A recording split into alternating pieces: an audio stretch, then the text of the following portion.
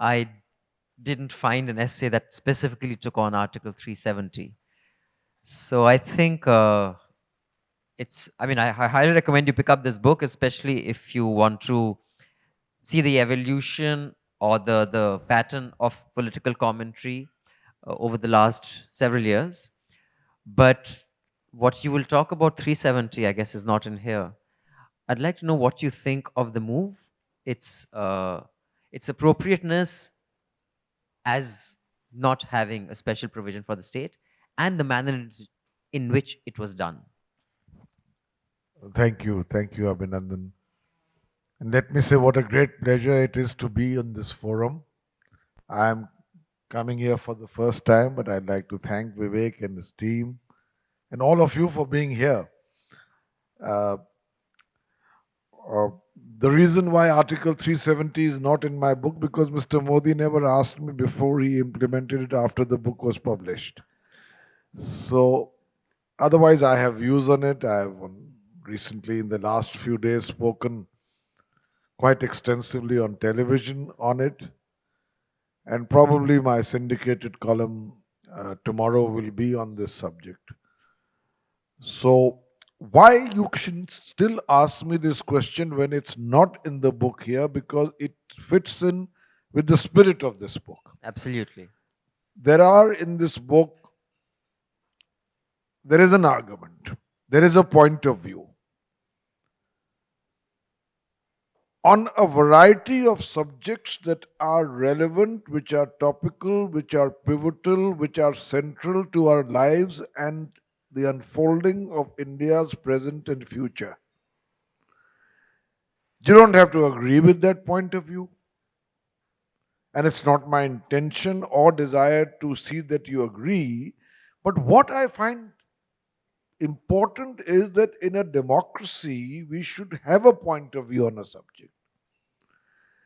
To have that point of view and to be able to defend it cogently is for me, Abhinandan, an important asset in itself and an advertisement of an argumentative democracy. But wasted in the current environment. Well, I don't believe to have a point of view can ever be wasted. To articulate it. Perhaps it can be wasted for those who refuse to listen to it. But it cannot be wasted because when you form a point of view, it's a cerebral exercise. You have seen the situation, you're not following the herd, you're standing apart, you're contemplative, you are assessing the facts, analyzing the reasons, and you come to a point of view which you believe is congruent with what is the nature of the subject and what could be best for the country and for yourself. So, that point of view is important, and therefore, in the spirit of this book, which covers a wide range of subjects, on other issues, Article 370 is something you can ask me. I'm glad you've asked me about. And my view on Article 370 is that perhaps that decision will unleash for Jammu, Kashmir, and Ladakh. Now you don't talk of them in one state. The kind of prosperity and happiness that the government believes it will. Let us assume that it will be the turning over of a new leaf, the beginning of a new chapter, the opening of a new avenue of possibilities. Let's accept that. My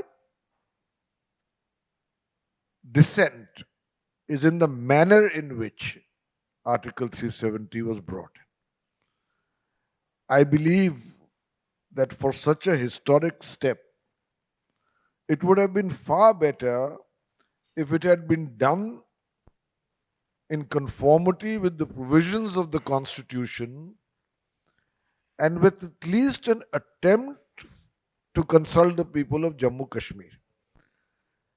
Abhinandan, Article 3 of the Constitution is categorical.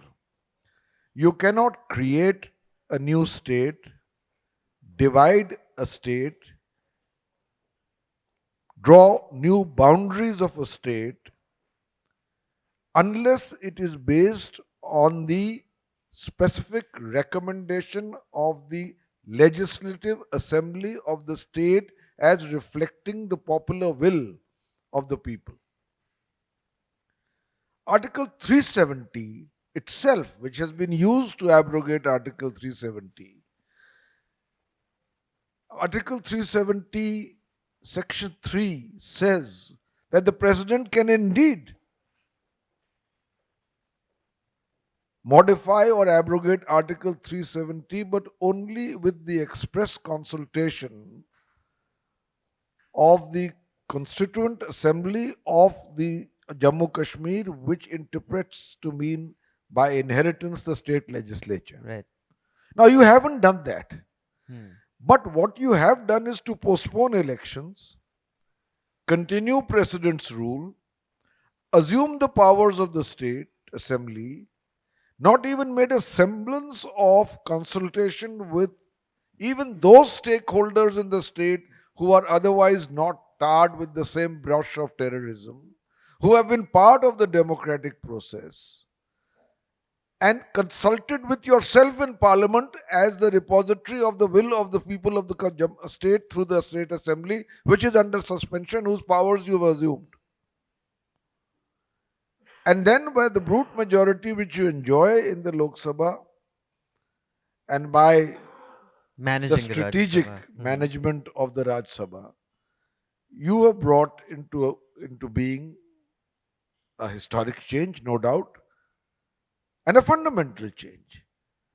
You know, in the entire history of India, you've had a union territory being converted to a state, but never has a full state been converted to a union territory.